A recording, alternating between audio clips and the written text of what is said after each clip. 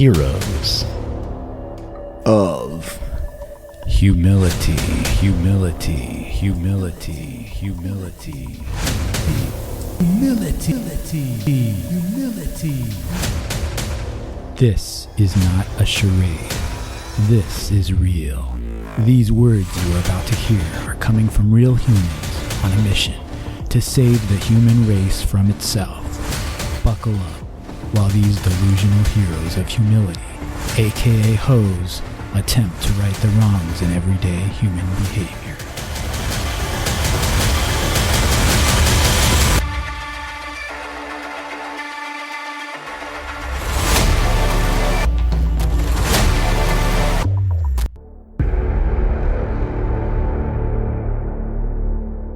Hey guys, welcome back to Heroes of Humility. This is a show about social and behavioral stuff. It's kind of the thing that you see that you don't talk about, but you laugh to yourself about, or maybe it stresses you out when you're driving.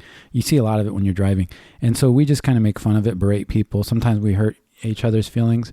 Oh, I see that we've already got an accident, aka an incident, in the studio. Beige is bending over. He dropped something off of his microphone. Well, I'm confined to this area where I barely have any room to move, and I know if I knock something off, I'm pretty much expelled from this place for the rest of eternity. We'll so move there's past pressure's it. on.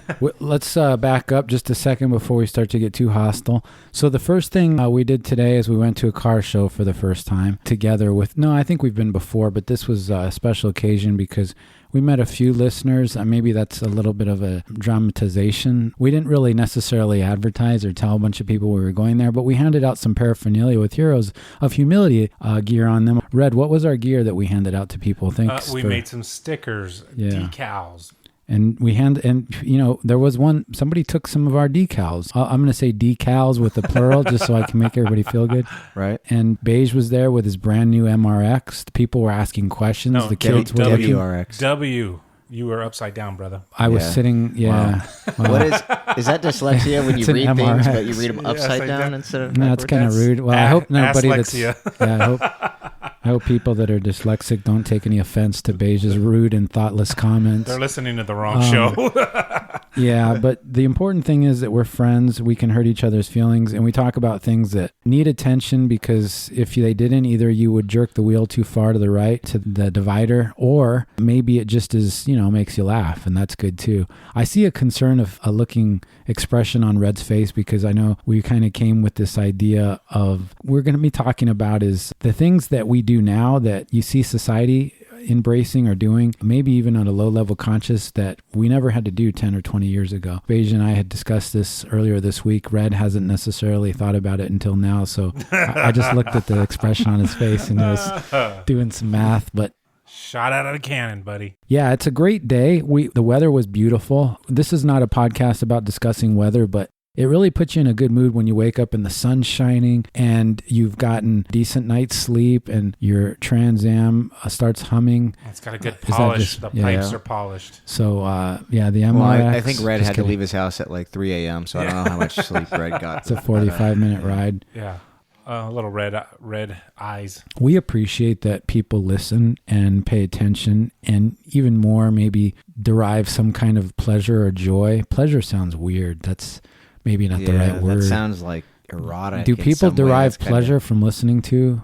I mean, I definitely don't. But, I don't know about anybody else. I get a lot of pleasure. The word derive, too, that might be a little too much. A derive, joy, fun. Dumb it down a little bit here, Pierce. Come on. It's hard for me to do that. Yeah, that was a little elitist sounding. We're missing, there's an elephant in the room. We're missing one. Oh, thank you. Yeah, if we could have a moment of silence for 11 that's not here right now. That doesn't sound good. He's still alive, and we're thankful for that, but he's not here. And so as far as we him. know, he's still alive. Yeah, and he's probably somewhere in the ethereal, and his spirit is still here. But he will be back. Yeah, if nothing bad's happened to him, I guess. But anyway, why do we keep going back there? That's not good. It got pretty dark. Maybe it's the car show. We were talking to a lovely gent today. He came in the park next to us. Give him a shout out. Did you guys catch his name? Larry. Larry. Larry, yeah. Larry in the house. Larry with the Hellcat. Yeah, Larry, he had a Hellcat, and he was also thinking about getting a demon on top of that, man. The brand new, is that the right vernacular, the right word? Sorry, it's, I called your vehicle an MRX, but it was kind of trying to be funny, but. I mean, if it's not a Trans Am, I don't. Yeah, it's I not don't in really your see wheelhouse, it. Yeah. right? Yeah. You know what was really weird is when I am at the car shows, and this is, gosh, I hate to say this out loud, but this studio is a place of honesty. I just look at my own ride at the car show. I just kind of, I like to look at the cars. I do. Like we saw, there was a Stingray I thought was nice. Man, that was a good one. And I like the colors that they had back in the day. You don't see those colors anymore, but gosh, the body style of the F-body, the Trans Am, it's the Camaro tried to use it in a slightly different way, but it's just so damn beautiful.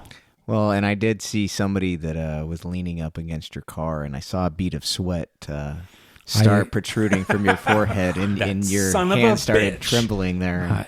I hope you're kidding, but I did see on your face.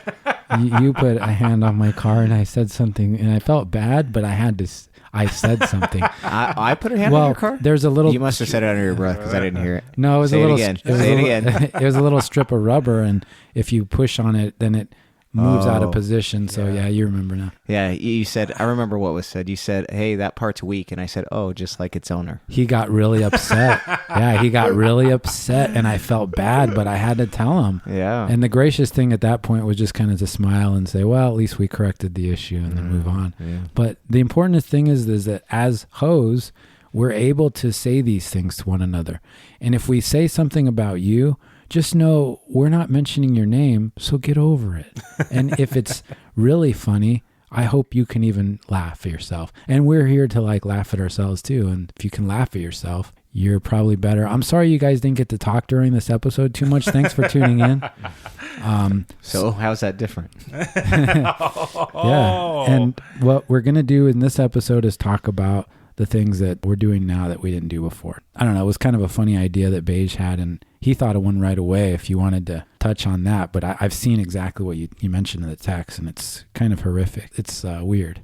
Yeah, so this just kind of came to mind. The other day I was shopping, I think at one of the hardware stores, a place where generally it's probably middle-aged men that are in a huff because they have a honey-do list that they have to take care of. And by the way, Beige, the way that he will take his house apart and put it back together, it's amazing.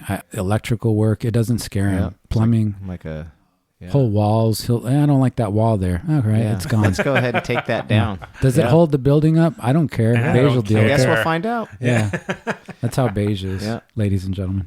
So I was at like a hardware store, and you go in there and there's somebody with a dog again, and it's like, and I got to thinking to myself, like, man, almost every place I go to now, if you're out in public, it seems like you have people with these animals, generally dogs, I guess. I mean, it'd be weird if people had birds or what have you. Yeah. Although I have heard of like emotional support animals being like, I think one lady tried to bring like a peacock onto an airplane one time. Fascinating. Yeah. So I just got to thinking like, okay, I grew up in the 80s. I think we all grew up in the 80s. You never saw that. Like literally never saw that. I mean, the only place that you would see that would be like at a Petco or a PetSmart or something that they'd let you bring your dog in there at the pet store. But now it's everywhere you go. There's these people with these dogs and, dogs in purses or dogs on leashes. And half the time they don't even have like the vest that says emotional support animal or They've something. gotten lazy about it. Yeah, they got lazy about the vest. I'm like, and what are the requirements for an emotional support animal? Is there a training course that these animals need to go to? Or can you just go on like Amazon and buy a vest and say like, hey, here, you can't kick my dog out because it's my emotional support animal? I've heard of friends where they just do the simple, and they'll totally brag about it to another friend. Oh, I got it Amazon. They have these little vests that says service dog. A real service dog, you actually have to have like some sort of certification documentation that, this dog's had some sort of anxiety training for me to alert me of my seizures or something. Yeah. Some sort of paperwork. So that dog's a charlatan. Yeah. Basically, he's masquerading. Yeah. He's a fake. He's a poser. Masquerading in this vest when he doesn't have the proper qualifications. Well, and who's at fault? Obviously, the human is more at fault, but the dog's got to have a little shame too, because if the dog is really tiny and the person is using them, let's say, as a physical support animal. And let's not say emotional, let's say physical, because a small dog should only be able to intellectually provide emotional support, not physical support. So if you're providing physical support and you're a tiny dog, you've got to be thinking, I'm sorry, everybody. I know this is a sham. Yeah, like most you gotta have some shame. Most seeing eye dog, right? That's kind of what we're familiar with. Yeah, a big dog. Yeah, a bigger dog, maybe a German Shepherd or something. I mean, generally not Chihuahuas for that, right? No, who are you to say and to be discriminatory against a seeing eye dog Chihuahua? You know, I'm gonna never know. I'm gonna admit that when I see a dog that doesn't look like they are fitting the role that they're in, I'm very prejudiced. I can tell right away. You're a poser dog. That Pomeranian's no way in hell a support animal. Exactly. Get out. That Shih Tzu isn't going to do shit. That Shih Tzu's not going to do shit about that guy that just walks into traffic. It's going to be just looking for its next owner, you know? It's all, once things go south, it's every dog for himself, every man for himself. That dog's got to have some shame if it's like, I know he's using me as a physical support, and I know there's no way I could save him. Please look away from the hideousness. Yes. Well, what happens? Okay, so like you take your dog to PetSmart, let's say. They're set up for that. They have dog poo stations and stuff. Like if your dog uses the restroom while you're at the store, they have things around there, I think, to like clean it up if you need to. So I hope, and public service announcement here, if you're one of these people that's taking your dog, please take like items to clean up after your dog. Oh, good. Yeah, good idea. Because what happens if there's just a big deuce in the middle of the paint aisle in Lowe's, and it's like, you're gonna ask the dude making minimum wage to clean your dog's crap up out of the middle of the aisle? That's not cool. And what about if it's a number one? That sucks because, that's a safety hazard. Yeah, and that's just, it's hard to clean up a wet mess. Like, I would imagine. Luckily, I haven't had to, but you do see people that just seem to have a lot of liberty with their animals. Well, and I feel like this trend started, and it's legit, and part of me wishes 11 was here today so that he could contribute to my thought on this, but I think a lot of it started from like vets that had PTSD. Oh, interesting. That they were getting these emotional support dogs and stuff. But now it's like anybody, dude. It's like this, slippery slope, I guess, where it's like, okay, I can understand the vet that has PTSD and this dog helps calm him down or keep him, but now it's just like, I'm sorry, that teacup chihuahua in your purse is not for your scam. PTSD, ma'am. Can you, like, if, should the test involve some kind of proof that the dog is in fact providing you with an emotional, cognitive, psychological support function? How would we go about testing this? Is there something we can see happening between the human and the pet in some real way, maybe a tangible, recordable event that we can say, okay, you pass, you get to use your dog to go onto the plane or, go order food at Starbucks or wherever they take it. And if they don't pass the test, then maybe they're not allowed. How do we enforce this? Well, and then a plane, right? Like, how do you, the dog, I think the animal usually goes in the cabin of the plane. Like, you don't put them in checked luggage. Don't put them below. Yeah, you don't put them below, I don't Surprise, think. They may not still make do it. that or what? If you're in a pet carrier? I've heard pets have died in those I've heard situations. both, though, I think. So I don't know the current standard, but, you take your dog and you put him in this crate. And he may not make it. And or he has a big mess like halfway through the flight. Yeah, get air. And you know how that air circulates in the plane. Come on. Basically, when you what smell, are we doing? What are we? It's a free for all. Yeah, it's Thunderdome. It's Tina Turner Thunderdome. If you smell a number 2, guess what? That's almost as close as eating it because you are taking in the molecules from this decimation, from the defecation, and you're putting it in your body now. So you're breathing that in. So I don't know. Yeah, I don't. Well, and now you've created a conflict, right? Because as the person who brings the pet on the plane, there's people in there that are probably not cool with that. Yeah. They may not say anything to you because they don't want a conflict, but they're thinking like, are you kidding me? This dog right now. And so like but if you hadn't have brought the dog, then that wouldn't have even been an issue. You're already imposing. But now you bring the dog, and now people are internally being like, "Oh my God, are you kidding me?" And what's ironic and sad about this is now the animal isn't providing emotional support. He's providing emotional unsupport. He's not, he's actually creating duress on people. Right. Now he's causing, and you know what? This poor, honestly, I've been on a plane and it's never caused me any grief. I don't think there's a lot of people that are having too many issues with it. But what I think is kind of a funny issue is that you see people that seem to be exploiting this, like in a way that seems very, and maybe they just want to make sure their dog's close. And usually I'm like, that's not a big deal. But if it starts to become an issue where the dog needs to be like next to me on, or it has to be on the seat, or, you know, maybe there's some other ways, like you said, a number 2 that then it wafts into your nose and now you're eating it basically. Or if you have to pet this animal, maybe like. Or if he makes eye contact with you. Yeah. What if he makes eye contact? What are you supposed to do? Not look at him? Right. You got to prove you're the alpha. Yeah. Now you're in an alpha standoff, now dude. It's a staring contest. I think we do. I take our dog sometimes to certain places like Your Home dog Depot bit stuff. me, by the way. Yeah, his dog is bitten me, dude. That sounds like a. Oh, he's just going to breeze past that. Please continue your story. Never mind that I was mauled by your dog. My point is that He's gonna breeze my dog's right a past smaller dog. He's small, but he bites. Dude, why is he breezing right past us? I thought this would be something you want to explain. But I'm saying Okay, you sorry. don't realize, like, I will tell you, I didn't grow up with animals. My mom was allergic to dogs and cats, so we didn't have a dog growing up. So going over to friends' houses that had dogs were my first and only experiences actually interacting with somebody that had a pet dog. And so I know I was like awkward. And my wife grew up with dogs, so she said, "Yeah, my mom said my son was born, you know, after he turns a certain age, we're going to have to get him a dog." And she knew that was kind of a thing with me where it's like I've never really had my own pet dog. So a lot of times people that don't have dogs react.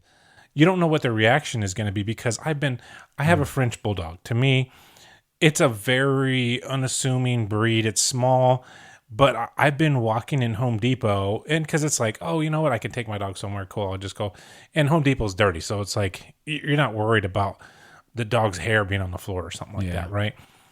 But I've seen people turn the corner and see my dog, and their reaction is like, this is a guard dog or something. And it's a white French bulldog. It doesn't, to me, I guess it doesn't, I look more intimidating than the dog, but I've seen people do a U-turn and go the other way. Yeah. And I guess my point is that people, like, especially if you're in a confined space like a plane, what if the person you're sitting next to or sharing, the dog is in the middle seat, is not a dog person? Or like my concern would be, I'm allergic to cats.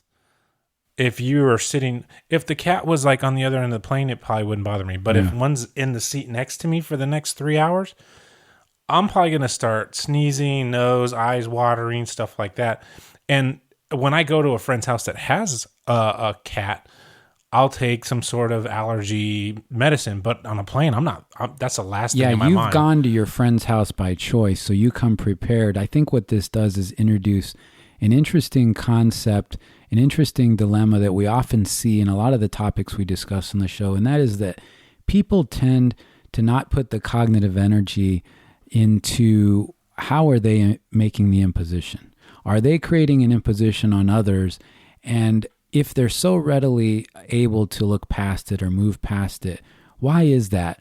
But with this support animal thing, it's kind of alleviated them even having to take the concern, because now the presumption is that, well, it's providing me with support. Right. How dare And you? if you have a problem with it, you're the jerk. Yeah, you're the jerk. This is my support animal, you know. And honestly, we're using this more of an example because we think it's funny, but I don't think, like, it's never caused me a great deal of duress yet, but certainly somebody who's walked another aisle over to avoid your little pit bull.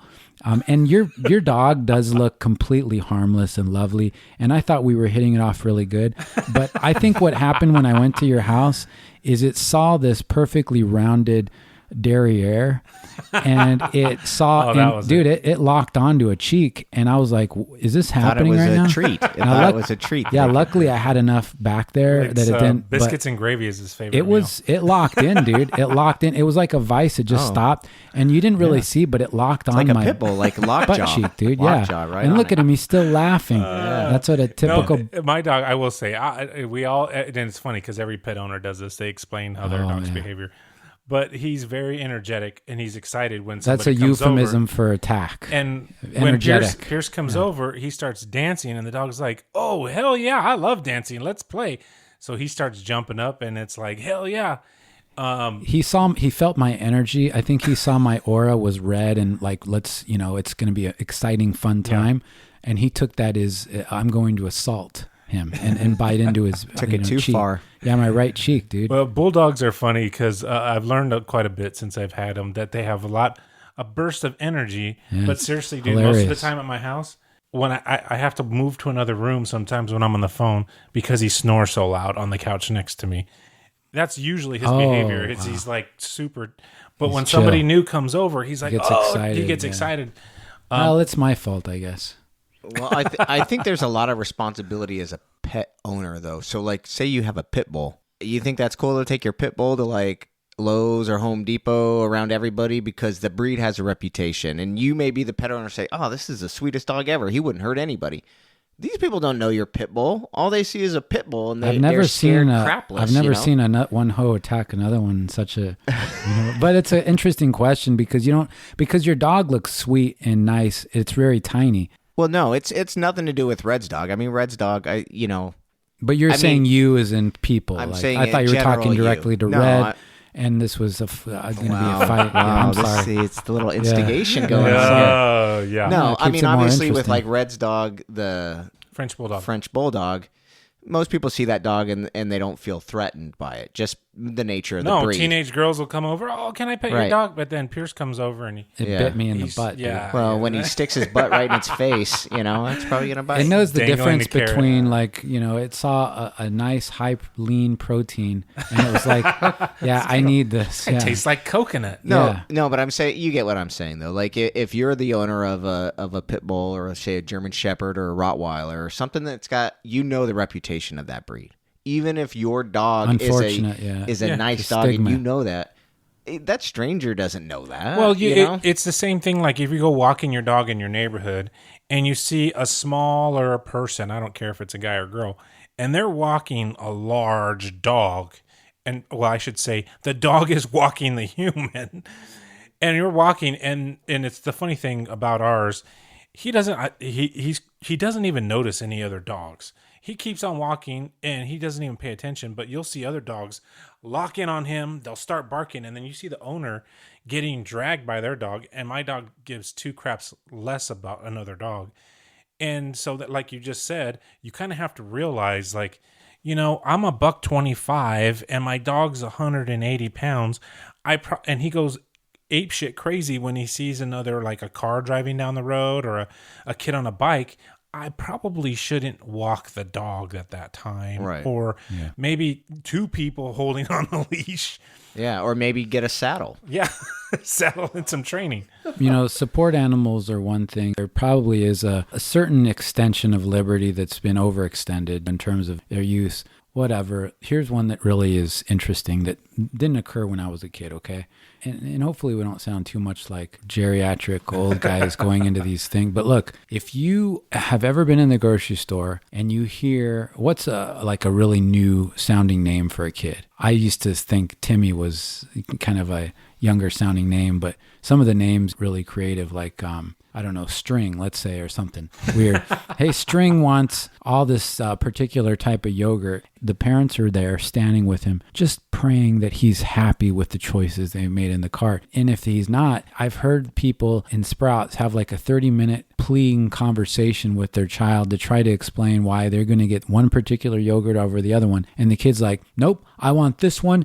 And I'm just like, I buy all my stuff and I'm leaving and they're still discussing it. And I think when I was a kid, if I didn't eat the food that was put in front of my face hole, I didn't eat that night. And I wasn't gaunt or unhealthy looking. My skin wasn't stretchy. I had meat on my bones and I didn't make a fuss. Like if I didn't eat what was given to me, I didn't eat and I would starve. And I just knew that. Not now. It's like chaos in the stores and you see people with their kids and their kids just totally bullying them around, telling them what they're going to buy, what they're going to have for dinner that night. They're just praying that this kid doesn't make a scene, Well, if your kid's like that, first leave them home. Go grocery shopping by yourself. So if the meltdown occurs, it happens at home and not in public. With He's probably told them around. which way to drive to get to the grocery store. Right? Yeah, exactly. He owns them. And if it's just him and the one parent, he sits in the back like you're the Uber driver. On his like you're chair. the chauffeur.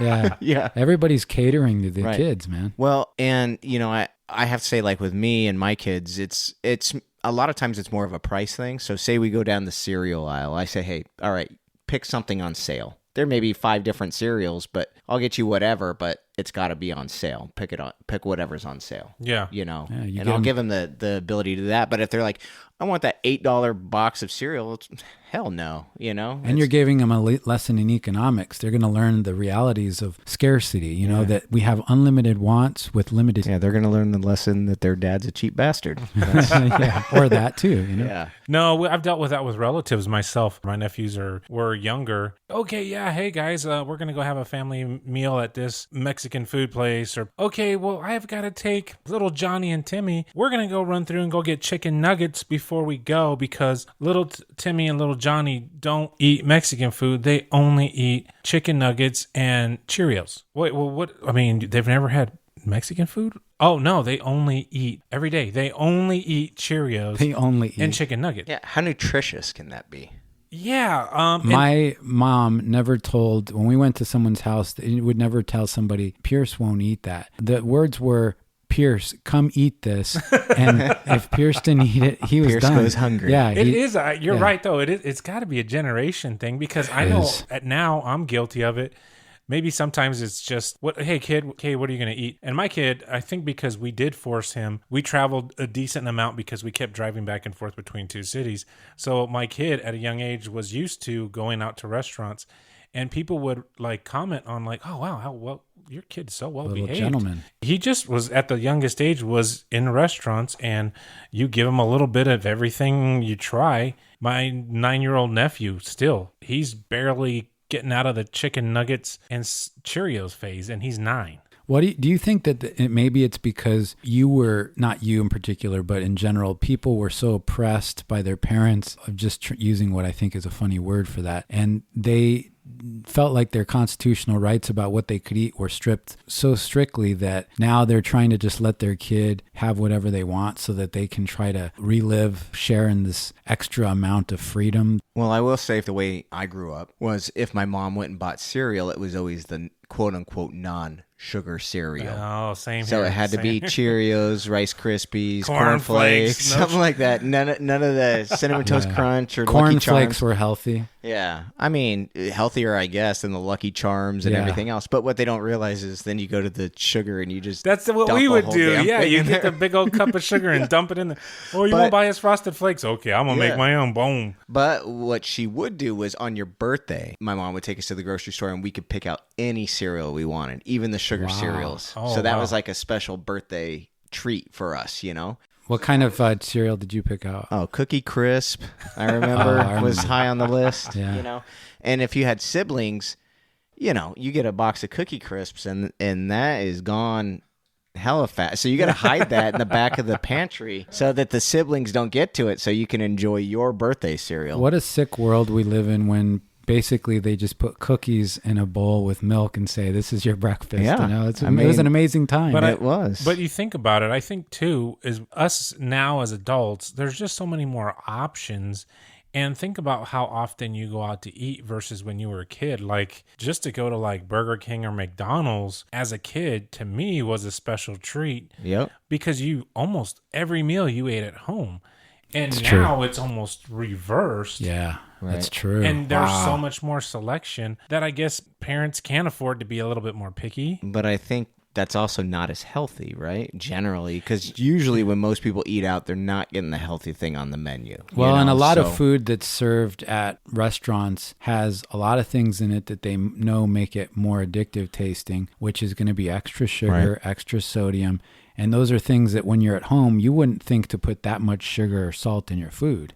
And back to the cereal topic, so that we could get that one box of cereal. So when I got old enough to buy my own groceries, I went the opposite way. And my pantry was stocked with like Cinnamon Toast Crunch and Lucky Charms. No, and same here. Same all this here. because you're like making up for like, yeah. I'm like, oh, look at me now with all this sugar cereal, you know. But then you get even older, and you're like, okay, that's not good for you. Let's cut that out. But you have to go through that time where you're like, okay, I'm making up for this childhood trauma here. I know this is going to sound bad, but I never went through that. Well, because and I hate to make you guys feel bad, but here we go. There you go. Yeah, I just always, well, no, there was a period of time where I thought I was still eating healthy, and I would take a bunch of peanut butter, and it was organic. It didn't have any hydrogenated oils in it, which, by the way, and I won't get off on a tangent here, hydrogenated oils are a killer.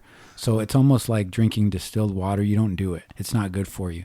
But I used to take peanut butter and I would eat it with sherbet, and I could polish off like half a gallon of sherbet with like half a jar of peanut butter. Yeah, I'm okay. This is good for me. Wow. Yeah. You thought that was healthy, huh? Okay, Yeah. I got a question for you guys, since our childhood kind of sounds similar, where if your parent made you dinner, that's all you, like you said, that's was it. all you're going to eat. Yep. Now, did you guys have a meal that your parent liked to make, say that was one of their choices, but you hated, but you knew because that was the only thing you were going to eat, you had to put it down? For me, it was Spam. Because Yeah, I think it was cheap and easy to make, and my mom would put this glaze on it that masked the Spam flavor, you know. But Was it put in a dog dish? Just kidding. especially after we figured out what it was, we're like, oh, you know, because when you're a little kid, you don't know what Spam is. Even the name is like very nutritious. That doesn't sound like something I should be eating. Spam. Here's some Spam. But she would make that, and then sounds like scam.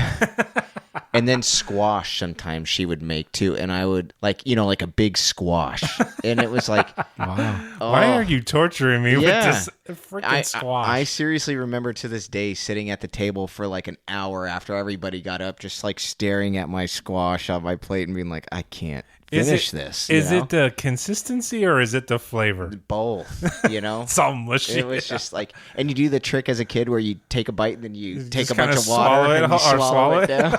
You know, because you couldn't eat if you didn't finish that. Yeah, you couldn't leave the table. Well, you couldn't leave the table, and if you wanted ice cream or anything later, that wasn't happening unless you cleaned that plate.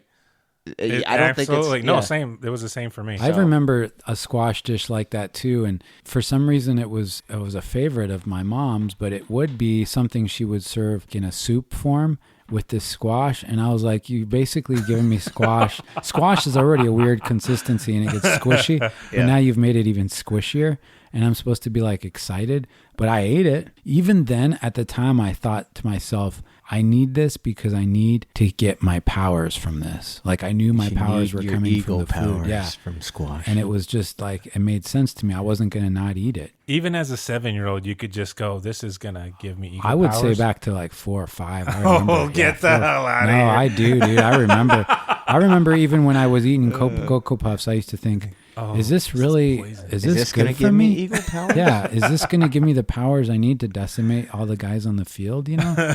Because we used to play soccer, and I used to think, wow, is this enough? Like, will this... And so I saw my dad one time take a banana, still in the peel, and like cut it into pieces with a spoon before he put it in. And I thought... I'll never forget the first time I saw that, and I thought, that is impressive. My dad is... badass. And I ate that, and I still do my bananas like that, but I think we discussed that on the last show. I don't think guys should be eating a whole banana. Let's cut that up and put it in something. But anyway, it's a faux pas. No, you know what mine was? And I was actually a steak and potatoes. I loved steak. Even as an early kid, before I even knew that, my mom knew that. 180 pounds of steel, steak and potato guy. But one thing she actually liked that I hated that she made was liver and onions. Yum. Dude, it was so brutal. It's like cutting chunks of dirt and putting it in your mouth and trying to swallow it. And then I hated onions as a kid. Hell, I don't even really care for raw onions right now as an adult. But I just remember that meal just being like, And like you said, you had to sit there. It didn't matter if everybody else was done. You had to finish your plate before you could leave. And I just remember just crying like, I can't eat this. Well, in the worst torture is sometimes you know in advance that this is liver and onions night. Yeah. So you're like, for hours, you're like, damn, I gotta eat liver and onions. It ruins your whole day. The whole day you're psyched out about it. Crap. Did you have parents ever pull this one with you where they're like, you finish all of that because there's somewhere some little boy, some little boy that doesn't even have that to eat. The guilt trip. Dude, that used to work on me. And it probably because I have such a virtuous heart, but I used to look that when my parents would tell me that, I'd be very like, humble as well. Yeah. Oh, wow. You know, well, I'm a hero of humility. City, not today. Well, I used to think about that and I think, you know what? There is somebody starving somewhere. They used to play a lot of commercials back in the day of like trying to it sunk in, man. So then you should say, well, Mom, let them have my food. Please send them my food. They can have this liver and onions right now. Donate it today. It worked on me, man. I was like, I got to eat this because there's some kid that would kill. Okay, on the opposite end of the spectrum, what was a dish that your parent would make that would be like the bomb dish that you would look forward to? One of the ones growing up, I will tell you, my mom's Hispanic, and that she would make, and everybody would say, oh man, it's so weird, even to this day, she'd make bean tostadas, but cut up hamburger pickles and put them on top of the cheese. So, you know, you got beans, lettuce, cheese, and then like diced up hamburger pickles on top. Interesting. Delicious. She diced them? Fancy. Oh, yeah. Wow. Excellent. And for someone, it just makes it pop. Is that something you still make to this day? I don't know how to make it. That's I do not know how to make it. Wow. My grandmother had a restaurant and I'd go there after practice and I would make my own burritos. And I used to she had shredded chicken, shredded beef, rice, beans, a little bit of cheese, and a tortilla. I used to make the tortillas, the burritos way too big, but I got to where I could still fold it. And now I look back on that, cutting into my grandmother's profits, and I thought, what a little scumbag I was, man. What a little scumbag. And my grandmother even gave me a job there. And she paid you in burritos? No, I still got paid. Still got and free burritos. Yeah. Jeez. I was living a dream at a very early age, man. This guy is. Yeah, the world was my oyster.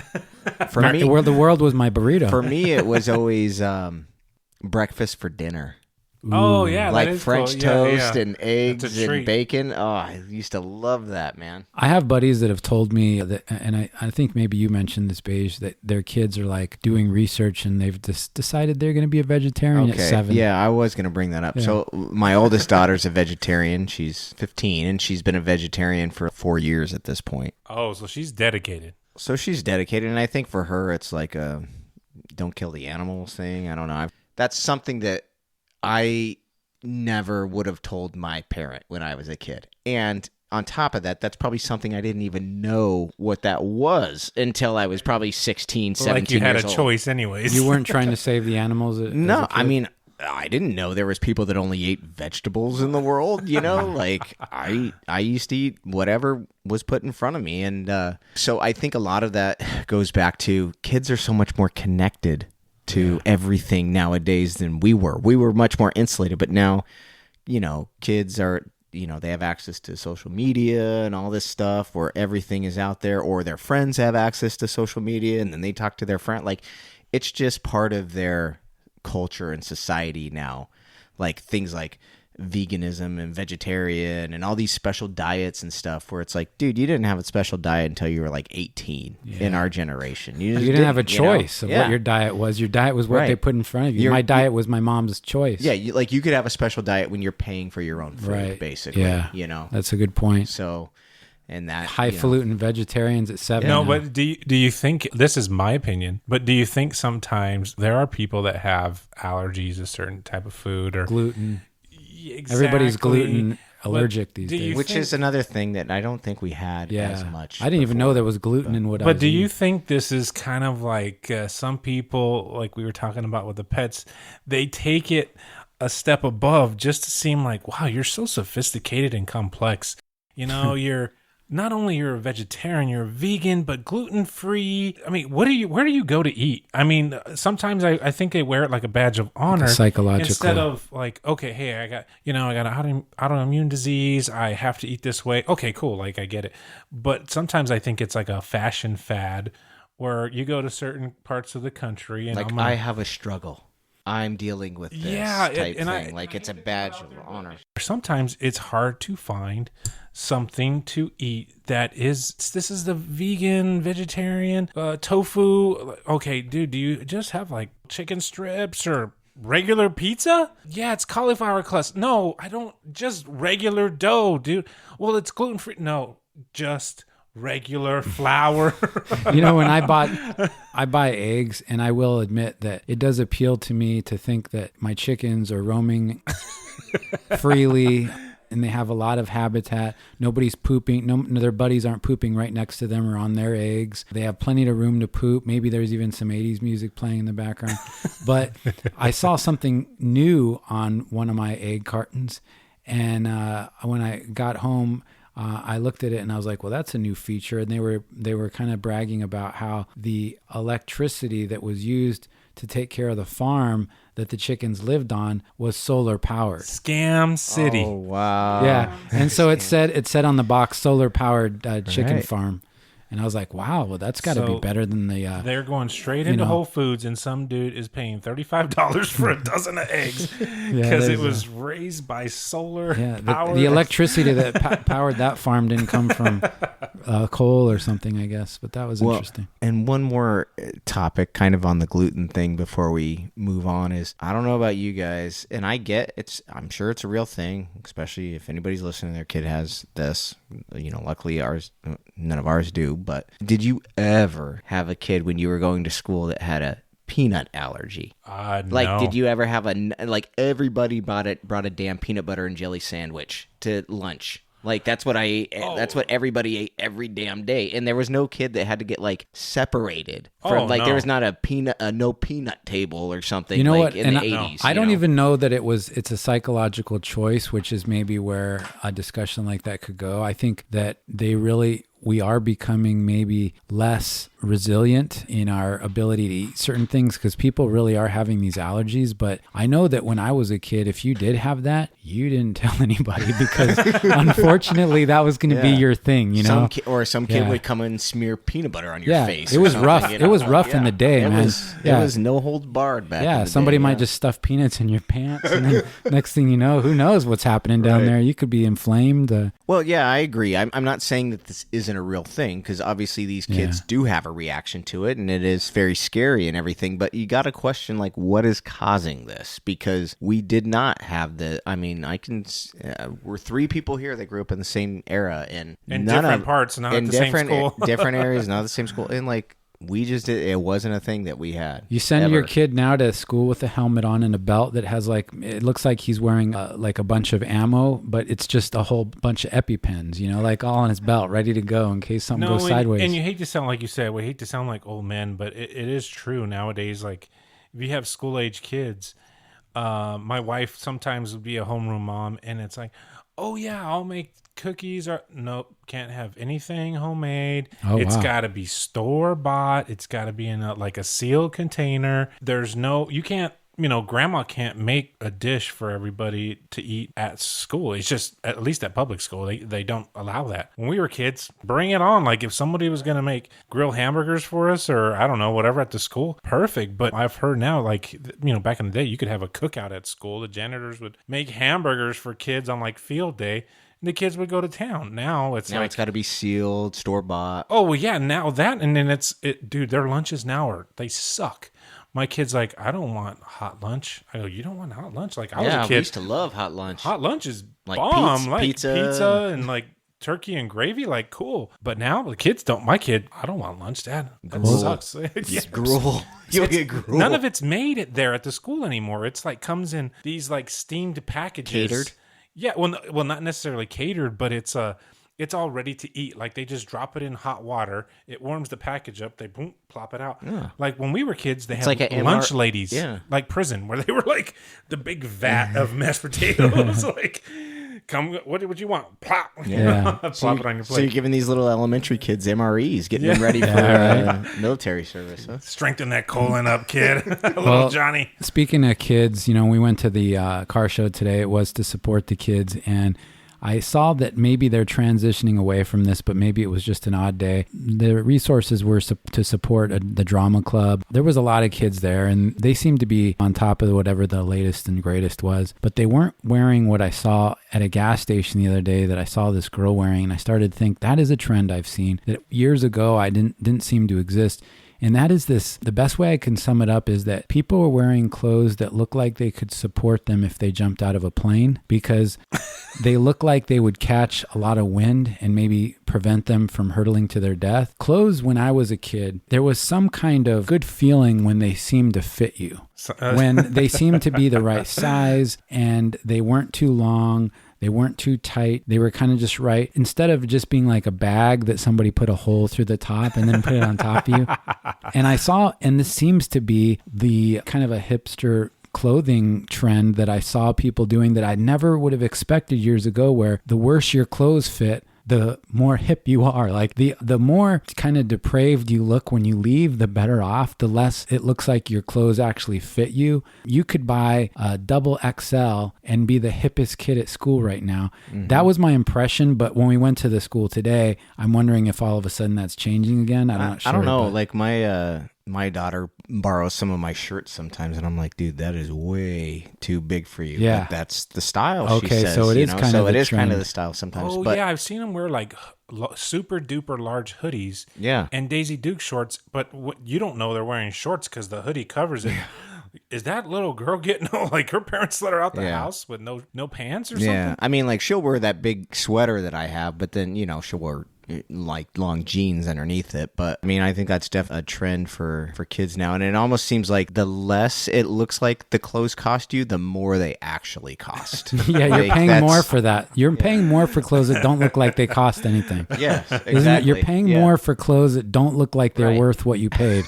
And it's kind of like I saw this woman wearing clothes that were so big at the gas station that it looked like she was ready to jump out of a plane, fully expecting the physics of her overly baggy clothes to act as a parachute. So she didn't plummet to her death, just like a giant bag of parachute clothes. She was wearing parachute clothes, and I just thought, that's where we're going. I liked when my pants fit right or my shirt was properly. I mean, but come on. We grew up in the 80s where they had literal parachute pants. But even those pants weren't as big as what I saw this lady wearing. Yeah. It was crazy. Well, you remember in the 90s, right? Or you guys, the Janko jeans?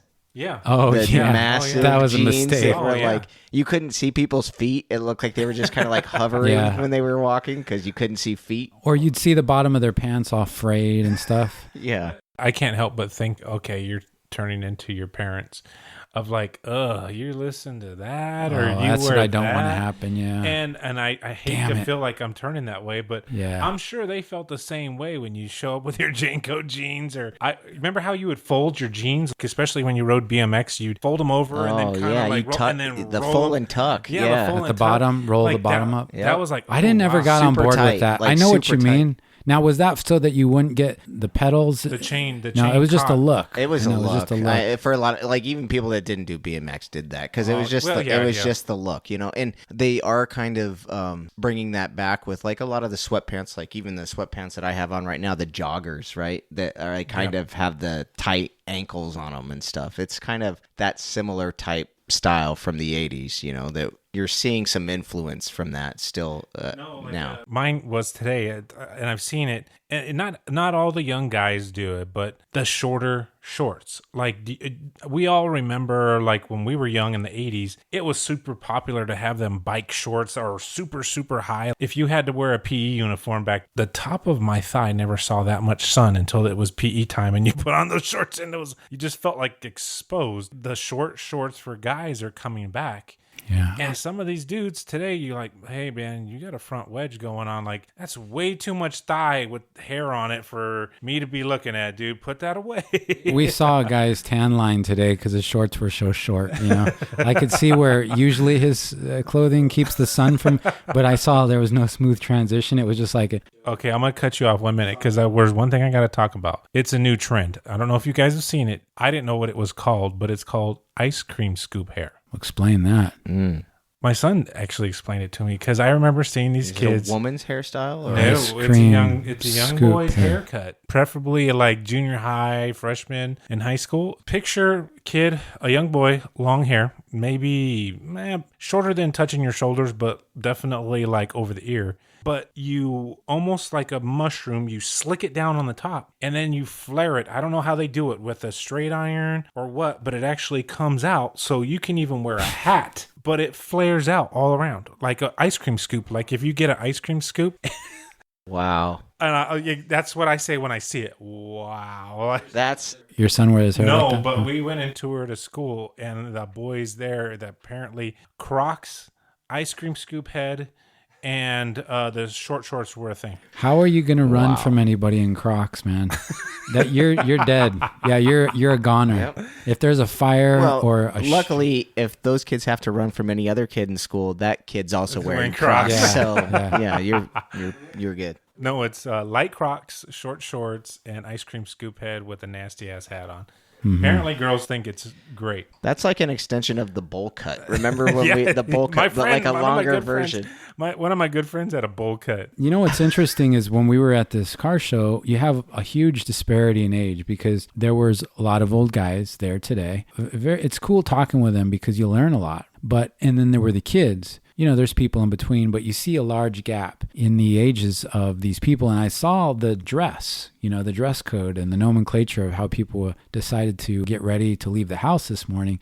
And Beige and I were talking about a guy that was old and he was walking around looking at the rides. And we thought at one point in his life, what he was wearing today must have been hip to him, must have thought to himself, hey, this looks good. This is what my buddies wear. This is and he was wearing it today and he looked really old, man. And I thought, I wonder if that's how, but then I was walking around and I saw the kids and some of them weren't wearing the clothes quite as big as I saw, which does seem to, maybe it's slowly fading or maybe it's still the hip thing to do, but it made me take a little bit of stock of my gear. And I thought, I still think I'm dressed pretty good. Like I think what I'm wearing is good. I'm not going to describe it, but just know that it was probably. It was on point. Yeah, it was on point. No, but I guess it was in pocket. My wife said something. She goes, most of the time, not always, but most of the time, you can tell how old a guy is by the clothes they wear because a lot of the times they still dress like they did back when they were in school. Whether, like for me, for instance, I know I'm usually like a surfer shirt type of t-shirt type of kid with shorts and tennis shoes. As today, that's what I'm wearing today. And if you would have saw me back when I was 12 years old or 13 years old, something very, very similar, that's what I was wearing back then. So do you kind of like, I know it's not the same shirt, but yeah. No, it might be. Yeah, it might be the same shirt. Well, I think it's funny because, these guys that we're talking about, when they were in school, we're talking probably the 60s. Yeah. Right? The 1960s and 1970s. They did not dress like that in the 1960s and 70s. I mean, we've seen old footage, like different style completely. So at some point in time, they have changed their dress throughout their life. And at some point in time, they just said, okay, I'm throwing in the towel. Give me the old man outfit. Give me the jorts. Give me the jorts and the jean shorts, that we see a lot of. The braided belt action, the tucked in shirt, and the sandals shorts with the white shirt or the white socks. I mean, give me that, or those New Balance shoes. The dad shoes. The original like Costco. Yeah, the Costco plain white New Balance shoes. Like you're just like, okay, I'm done trying to be cool. Yeah. Just give me the dad. But you know what? Give me the old man. That's how fashion. Because I know I would say my dad dresses like he did back. My dad's generation. They always had, if they had a t-shirt, it didn't matter. It was still tucked into jeans with the belt on. You can't leave without having the belt on because it's like part of the ensemble. It doesn't matter if it's 100 degrees outside. The t-shirt is tucked in. It's funny that everything gets tucked in, man, with these guys. They're just tucking. Everything's getting tucked. There's no tuck belt. The belt is brown or black, and everything's always tucked in. Yeah, there's no. I have a belt that's purposely like a space age belt because I want to be as far away from that. And it concerns me if I start not caring that much like you described it. Maybe they didn't go to that evolutionary process where they're just like, I don't give a damn. Like it doesn't matter. And in a way, it's almost kind of cool because they don't care. But it's not cool, man. It doesn't look good, you know. What? Okay, on the flip side of that, say you have a kid that grew up as a skater or something, or like a hip hop style or something like that. You see this person and now they're pushing 70. You know, I mean, honestly, let's look at it. You know, skating in that style came around in the 80s. You know, if you were 20 years old or something, late teens, 20 years old in the 80s, you're getting up there now. Dude, I know what Tony Hawk has a commercial. Right. Tony Hawk was like an idol, like, oh man, look at what he's wearing. Now it's for like some old person supplement, right? Yeah, he has a turmeric commercial. Yeah, I know. It's like he's in his 50s. But my thing is like, okay, so say you see somebody like that, 50s, 60s, and they're wearing baggy jeans and Vans and stuff. I mean, what are you going to think? Are you going to be like, really? Like, shouldn't you dress for your age, you know? So, like, what do you do as an older person? It probably also depends on what you do, I guess. Of course, I can't dress like this for work, but... Like, I've seen old guys at the gym, like, pushing 60, 70 years old, and they're wearing baggy basketball shorts, Jordans, and, like, a sideways hat. It's just weird because you're like 60-something years old, you know? But I gotta respect it at the same time. Yeah, well, yeah, because like I will say, I had a buddy I worked with. He had probably about 10 years on me. But I will say he had 2 daughters, single dad. They kept him hip, and he liked newer age music, like top 40 music. And we'd get in the car to go do some kind of work together, and he's listening to the same music I'm listening. I'm like, hey, do you want to put it on, I don't know, I guess classic rock or something like that? And he's like, no, man, I like this music. And he would dress a little bit more hip. Right. But also, he was a single guy, too. So I think he worked it really well. But there are others that, like you said, they kind of look like a square peg going into a round hole. Yeah, like if your face and your body looks older, but your clothes look 40 years younger, like then but then the other option is, you look like the people that Pierce and I are talking about today, wearing the standard issued old man attire. And so it's like you're kind of caught in between when you get older. Yeah. Well, this will be the segment of our show where we actually discuss a scam. Like, I think we need to have a section here, and you guys correct me if I'm wrong, where if we've identified something since our last recording that sticks out to us as kind of a quintessential scam, that we go ahead and berate those scammers during our show. And I always kind of keep a running log. I have ideas of things. And I noticed a few that I'm going to discuss now. I hope everybody is, maybe pulled over or sitting down because this is going to be upsetting. So when you go to watch a YouTube video and they ask you if you'd like to take a survey, okay, I'm going to skip your survey. Who is taking these surveys? I don't know if I want to know the type of person that sits there and says, yes, survey, please, and then provides their feedback to YouTube about. So I always skip, and I can't believe it's even an option. But then when I'm playing the video, they want to ask me again, skip, scam.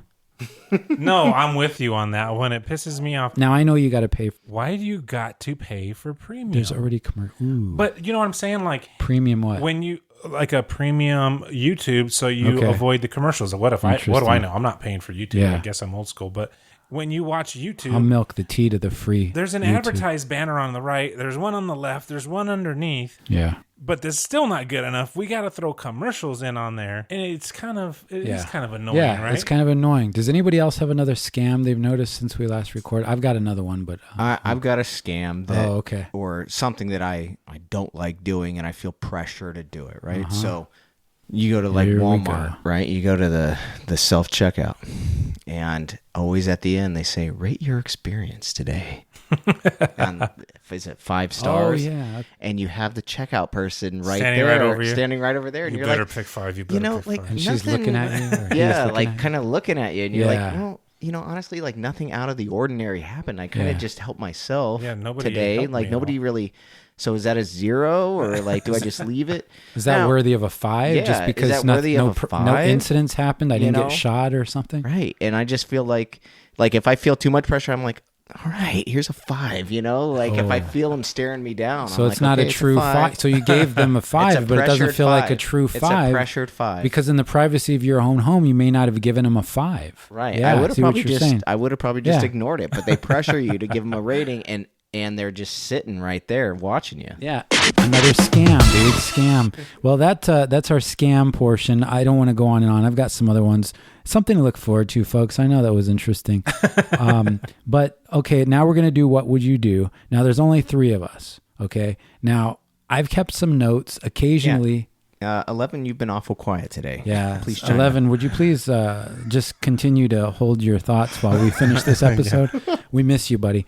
We should have had him call in, and he said a few words. There we go. So I'll go first because I keep a running tally of some of these items, and this one isn't too rough. And if you don't have one, you can think of it. But so again, this is What Would You Do? We try to pose scenarios to one another that are awkward, and we allow each other to act as if they would in real life and figure out dynamically how they would navigate this awkward situation. And then the rest of us chime in after that person's done, and we pick apart how they messed up or what they did well or what they didn't do. And you at home can listen and think, well, what would I do and how might I navigate that situation? Here's mine. All right. So we got a hat of names. I'm going to pick out a name because this will randomly give me the person that this will be directed to so that it doesn't look like I'm picking on anybody or anything. Okay, well, this is beige. Okay, so it's beige's turn. Both of those are beige, by the way, in that hat. Oh, are they? Well, there might be more than one name in here for each of us because I think that was I did it predetermined. twice. No, yeah, so that wouldn't work. I'd be cheating. Oh, mine on my table says beige too. Wow. There's a lot of beiges in here. This is rigged. All right, so I went to the gym the other day. This was a real life story, and you can tell me what you think you would do. And there's 2 issues. One is there is a control panel that has like 4 different PlayStations, and you can select the type of music that you want to hear in the gym. Oh, I thought you were talking like video game consoles. No, just like the music, and you can go in there and select it. You go in there, and the music that's playing is not something you like. It's horrible, and then it's very, very loud. You almost so much that you can't even hear your own headset. I usually don't mess with it because I bring my own music. Okay. Try to come prepared, but there was a woman on the treadmill, and she had these really fancy like Gucci sunglasses on, and they were huge. And then she was walking on the treadmill, and she had Walking on the treadmill while wearing sunglasses. Yeah. Oh, she was Inside. wearing them Yeah. on her. Oh, okay. Yeah, during her workout. And Wow. she was on the treadmill. She had the TV on because each treadmill has its own little TV. And then beyond that, we have these shades. Now, don't ask me how to move the shades up because they're on some kind of electrical thing, and you have to have, I picture like you have to have 2 people to do this because they have to synchronize inserting keys and then turning them at the same time. And It's then like there's a switch. nuclear weapon. Yeah, it's like you need to contact the president first. Terminator 2, remember? To get to the arm, they got to synchronize the turn. That's what it's like. So I didn't want to mess with the shades because it was the kind of week where I thought if I touch them, the whole thing is going to come down. So I thought, man, it would be nice to get some vitamin D. You know how I am about vitamin D. And I wanted to bathe in some of the sun as I was running on the treadmill. Oh. There's a certain time of day which is perfect because there's not a lot of people in there. Right. Right around Shirt off 12-ish. so you can expose as Yeah. much surface area as possible to to the get vitamin more D. sun, just a Yes. bow tie on, Right. and I'm just running. You know? Wow. No And, support. Yeah, I even just put like sandals on so that I get sun on my feet. Oh, wow. But I got a yeah, good I'm picture running, of this. and I want to go up there, and she was the only one in the gym. So I thought, Now, this is like not a chain gym. This is like a neighborhood. yeah, like, it's a little clubhouse gym. So I thought, well, I'll go in there, and I'd love to put the shades up because it's just a huge glass, and it's nice to have the sun. And I'd also like to turn that music down and change the playlist because it's just really. And then so 2 things I wanted to change. bad situation. But she was. I thought, does she have some strict, very radical aversion to sunlight? Because she had these sunglasses on. The shades are completely drawn. I had never seen them like that. And she's watching TV. Is it because she's watching TV that should then give me the right to say, okay, you don't care. You're not paying attention to the window. Let me just put the shades up. Let the rest of us have some vitamin D and be able to hear the thoughts in our own mind or maybe she's also partaking in this playlist. I didn't know. I felt like because she was the only one in there, she had rigged this whole thing she had the way she designed wanted. all of the environmental conditions to her liking. So during my workout, I waited. I didn't do anything. I felt like I was walking on eggshells because she had control of this environment. So I went about my workout, but right after she got off the treadmill and left, I went and asked, hey, can you change the playlist and put the shades up? The guy came in with a whole team and they did it, and everything was happy. So my question is to you, and how many moments of our world is like this? Are we the type of people that stop and think, how will this impact this, like we were talking earlier, the imposition that I might pose on somebody? Or are they being maybe careless with how they're imposing their will? Should she not recognize that by being on the treadmill like a kind of a weird aberrant person with these huge sunglasses on everything, that it's going to create this kind of, tension for me not to want to even open the shades? I don't know if any of this would have occurred to her, but anyway, I waited and I got through half my workout without any of the precious vitamin D I wanted, and I had the blasting music. What would you have done, Beige, in that situation? Okay, so given your details of the situation, she's on the treadmill wearing sunglasses. Yeah. So I'm like, this person, there's an issue here. Yeah, there's already an issue. I don't know if I want to talk to this Yeah. person. I don't know how that's going to go. Yeah. Okay. Either you're a total narcissist who thinks you look really cool She's a celebrity. with the sunglasses, or there's something going on here because that's not normal. Their behavior. freak flag is flying really high, and exactly. you don't want to like. You just you look up, you see that, and you're kind of taken aback at first, right? Now, as far as the shades go, and they're pulled down. If she's watching TV, my presumption is the glare. Okay. She's trying to minimize the glare on the TV that she's watching by keeping the shade down. So I can see the correlation between those two. Okay. Now, is the volume playing on the TV as well as the music in the gym? Yeah. So there's both audio from both sources at true. the same time, right? Yeah, that's true. So in that case, I would be like, I would be okay switching the music because it's like, dude, you got to pick one. Right. But Yeah, if you she's don't just get watching both. it on mute and listening to the music, then it's like, okay, she's watching TV, but she's chosen this music to listen to because she's muted the TV at this point. She's monopolizing a few of my senses. Right. My sight with the sun, the feeling of just having the sun and the sound, my ears. Pretty like where now that is it going to be taste next or feel? I mean, what else is left? I'm losing my constitutional right to experience the world around me. But she's probably thinking, I was here first. Yeah. I was here by myself before this Idiot that wants sun came in. Before this sun-starved non-sun moron came sunglass in here. wearing jerk. So therefore, I take precedence because I was here. I don't need now. That's probably what now the other person might think. Hey, this person's in here. I've chosen all of this stuff. Should I ask this guy? Yeah. I don't honestly. I don't think it's normal for people to ask somebody that when they come in, hey, do you want me to turn the music off? Or is that normal behavior? I don't necessarily think that that's normal. I guess behavior. if you have a real inclination that they are partaking in it, that they're enjoying it, or that it was by design that like they if you chose came it, in and you were dancing. that would be clear, right? But I just thought that because she was the only one in there, that maybe this was all orchestrated by her, and Yeah. I didn't want to infringe on her ecosystem. And that would be my assumption as well. Yeah. And so at that point, I would grin and bear it. I wouldn't go home and come back because you're probably not going to come back. You're already committed. You've done the pre-workout stuff. And then how are you going to feel about yourself if you've gone to that much trouble to avoid the situation? Right. That would just make me feel bad that I went home. But then if you say something, even something, because you never know with people, right? You could say something as simple as, hey, were you listening to this? Yeah. She could take offense. She could go ballistic. By even she's wearing sunglasses on a treadmill, right? So, she's already shot out of a cannon. No, you just yell at her, hey, Jackie O, do you still need your sunglasses on? I'm going to change the channel. Pick one. Is that what you would do? That's what you would do because you're giant. Or you could go up to the staff and say, hey, can you change the music? Or did that lady that's in here, did she want this station on? Is that lady in here, has she killed anybody? Do you know if she... Have you witnessed that? No, because you're setting yourself up. You think about it. You're thinking she got there first and she set it all up. Mm-hmm. And some dude last minute comes in there. But flip side, right? Devil's advocate. What if she just walked in 5 minutes before you and that was already like that when she walked in? Interesting. And she just started... So maybe she doesn't even care.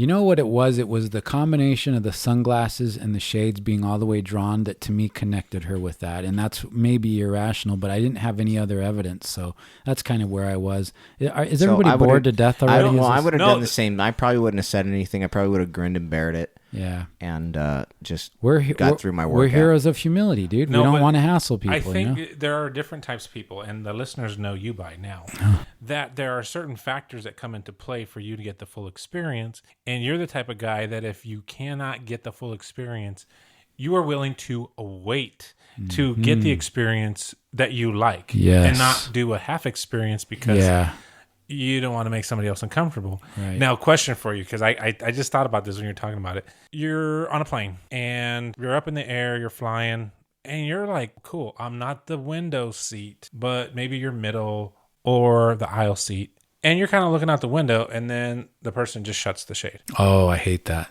Do you say something? Do you not say something? I've never said anything, but I've been, you know what I try to do? I try to pretend like I wasn't looking out the window and enjoying the scenery because now I don't want to make it awkward. That ugly Grand Canyon, who wants to see that? Yeah. That person has way too much power that's sitting next to the window. And way too much. In that situation, I'm like, it sucks for me, but you know what?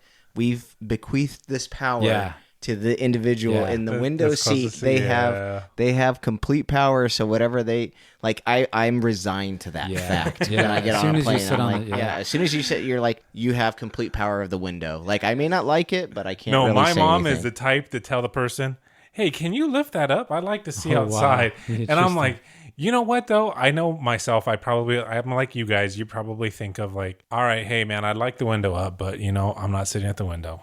I don't have that, authority, but I will give it up. It's kind of takes a little bit of an edge. Like, what does it hurt to ask? Yeah.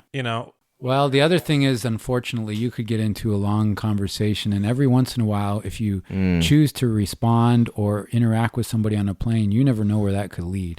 Well, and then And the you're issue. trapped. Well, and then the issue on a plane, and I don't know if you guys feel like this too, is like you feel that pressure to continue the conversation on for the when duration. does it stop? Like, when do you stop, and how is it not awkward when you stop talking to each other? And you're how's just that like, person okay, going we're to done take now. it? Yeah, it's not like you can just push a button and be like, all right, that's it. We're done. It's over. Like, I don't want to talk anymore. Yeah, we've talked about your grandkids, and glad to hear they're all doing well. But we got into a whole we're done discussion now, about your third and fourth generation family, even though I just wanted to look out the window to see the Grand Canyon. But I tried, and it didn't work. So now we're just sitting here. Or when you're sleeping and they open that window, or you're trying to. Well. And I'll go next because mine kind of piggybacks off of that. Okay. So this is exciting. A nice transition for once on Heroes of Humility. It's your turn, Beige. So you're picking a name out of the hat. It can only be one of two people. Oh, okay. Red. All right. So say you're on a plane again, and, we've all been on the plane, and you see people coming down the aisle, and you're like, please don't stop. Please keep going. Oh, no. Please keep going. That's what I feel people are saying when they see my big ass walking down the aisle. Don't stop. And this person sits next to you, right? And they are the worst seat partner that you've ever had on a plane. They're falling asleep. They're putting their head on your shoulder. They stink. Oh, wow. They're just, they're loud. Odor, dude. They're watching ridiculous stuff on their phone or whatever. I had a guy one time that was working on his laptop, and his elbows were elbowing me the entire time on a flight back from Hawaii. Oh, that was nice. brutal. It's like 6+ hours. Yeah, right? and this guy's working on his laptop, and he's elbowing me in the side like the whole flight, dude. And I'm just like, serious, And I'm kind of like passive aggressive. I'll be like, there it is. yeah, because I'm trying to Make I a don't want sound. to be a dick and say, are you kidding me? But I'm like, I'm giving you hints that I don't really like what you're doing right now, but some people are oblivious, I guess. What would you do in that situation? Would you have the audacity to ask to switch seats on the plane? What would it take for that person to do for you to switch seats on a flight? Because you're basically, you're putting it out there like, I can't stand to be next to this dude. Move me, please. Because if they say no, that's right. now he knows you were trying to get. Yeah.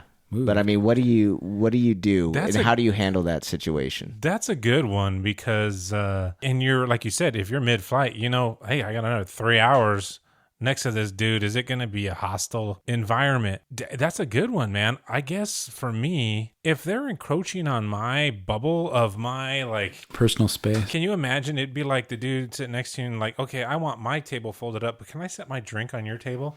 No, hell no. Well, because I think the unspoken rule on a flight is this is your no-fly zone. Yeah. From your armrest vertical to the ceiling, that's a no-fly zone for everybody. This is my airspace definitely from the waist down. There's no fly zone rule. No, but I guess I'm with Beige that because inevitably for me, I picked the aisle seat because I can kind of kick my legs out into the aisle when people aren't in it, so I can stretch my legs out. Because otherwise, my knees are jammed in the seat. Yeah, in front your of me. knees are near your ears during most of the trip. Mine is like when you're on a plane and then you got somebody with a pea-sized bladder that's got to get up every hour or 30 minutes.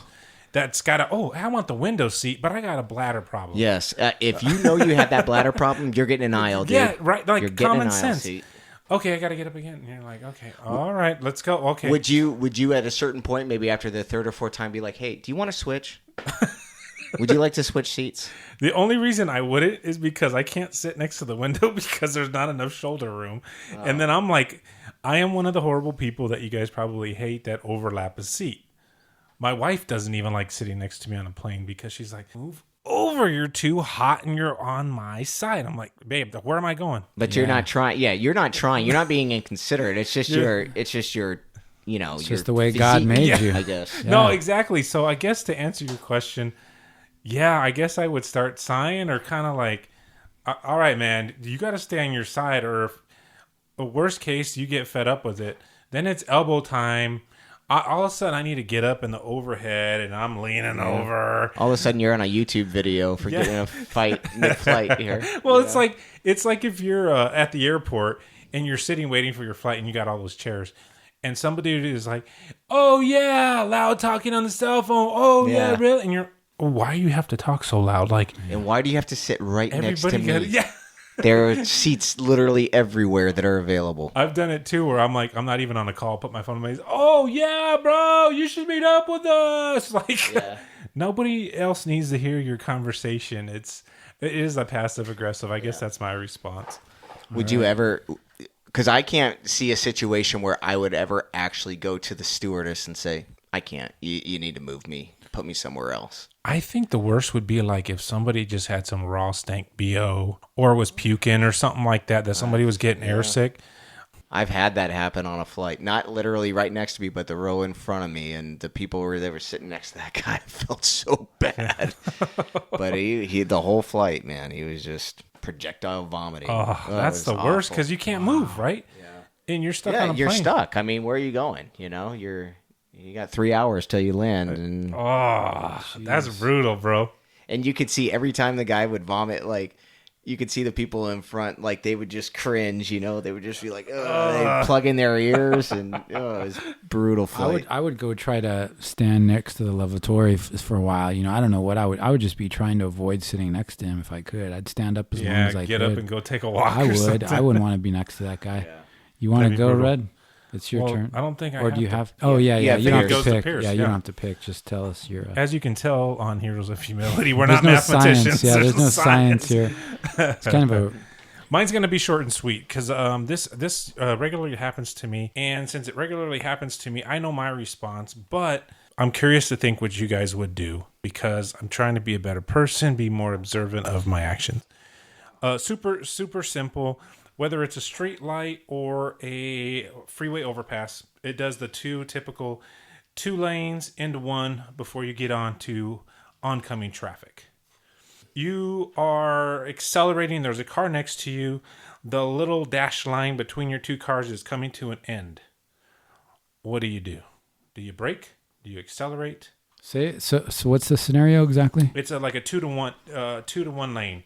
You're getting on. Oh, I see. So it's a merge situation. It's a merge lane. Yeah. And you're saying, do you let the other person merge in front of you, or do you try to punch it? Yeah, and my thing is, it's like you're accelerating to get onto a freeway. So both of you are accelerating to get to, let's say, 65 or something like that. They call that a zipper merge, I think, is what that's. Oh, really? I didn't know that. Look at that. Fancy. Kids, you learned something today. Yeah, you learn something on every Heroes of Humility. Zipper merge. And you know why that is because the way it's supposed to be done is this car goes, then this car goes, then this car goes, like alternate like a lanes. Zipper. Like a zipper. That's how a zipper it's works. based on whose bumpers first? That's the unspoken. Yeah, like whoever starts, that car on the right goes, the car on the left should be the next car. Then a car on the right should be the next car. Then a car on the left should be the next car. And then if everybody drives like that, then we all come together and we're all good. What if it's 2 and you're bumper to bumper?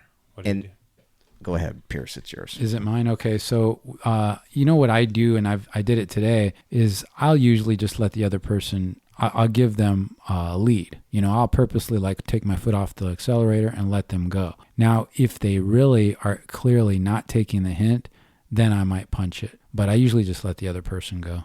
Yeah, like you decelerate and they decelerate, and you're like, dude, what are you doing? I'm letting you go, you know? I think I usually let them go too, but there is like this battle of wills almost. And I do get pissed when it's like, dude, it's not your turn. Like it's one here, one there, one here, one. Like, why is there 2 there now? You see what I'm saying? Like it should be alternate lanes going together. And then you get this jackwad over here that wants to do 2 instead of 1. And it's just like when you're in a parking garage and it's packed, right?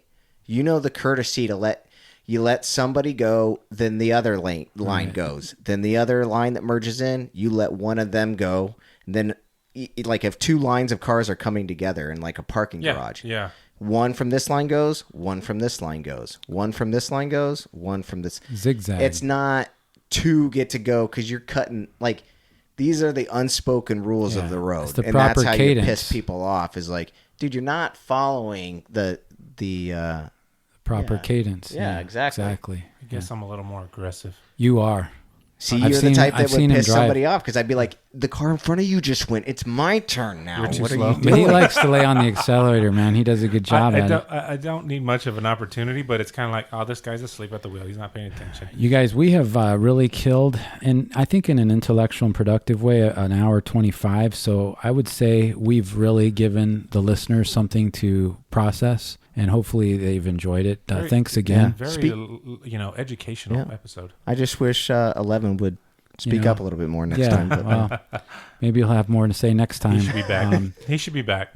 Thank you, everybody, for listening, and take care, be cool, stay safe. Heroes of Humility will be back in 2 weeks. If you want, it would be courtesy. It would be the right thing to do. Check us out on Facebook, Instagram. We have a website, and follow us. Give us a rating if you want. Thanks for your support. Take care.